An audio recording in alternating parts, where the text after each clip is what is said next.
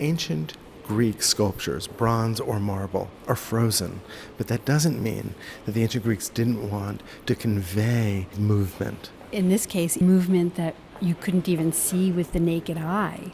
What we're looking at is a sculpture by an artist whose name is Myron. We've lost his original, but we have a later Roman marble copy of the Discus Thrower. The original was in bronze from the 5th century B.C.E. About 450, 460. And what we're looking at is one of many Roman copies. In fact, there's one next to the other in this museum, a testament to how popular these were among the Romans. This sculpture shows a man who is at that moment where his body is fully wound. Look at the way that his right leg is bearing the weight of his body. His left leg, the toes are bent under, dragging slightly, and he's about to throw that discus. There's this moment of a tremendous tension, but it's also this moment of stasis, stillness, right before the action. Athletes and art historians have debated whether this is even an actual pose that the discus thrower takes in the process.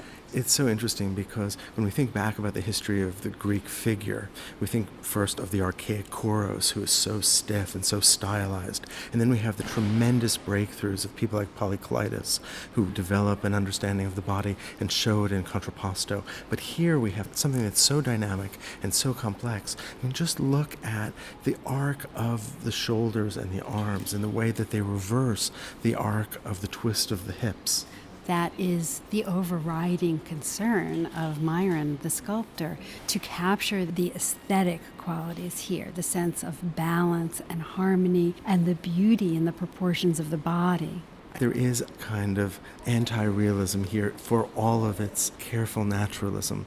There is no real strain within the body. It is absolutely at rest and ideal, even in this extreme pose. If you think about a figure from much later, but in a similar pose of movement, of athletic energy, like Bernini's David. Well, that's got all this torsion, absolutely. That figure expresses all of the physical power in the face. He's clenching his teeth, right? That's true, and his brow is really knit forward. But here, the face is absolutely serene, and it reminds me of the consistency with which the Greeks always maintain their nobility, even in battle, even in terrible situations with monsters, and here, even at this moment when he's about to release the discus. Right, that nobility, that calm in the face, is a sign of a nobility of the human being. Well, this is a sport, and the man is naked, which is what the Greeks did. But there was a real logic there. Why would you cover up the beauty of the body in sport, which is, of course, a celebration of what the human body can achieve? This is really a way to remind ourselves of the Greeks' concern with the potential of humanity, the potential of the mind, and the potential of the body. Taken that extra step to become even more ideal, more heroic, more noble than even the finest athlete. It is a perfect form.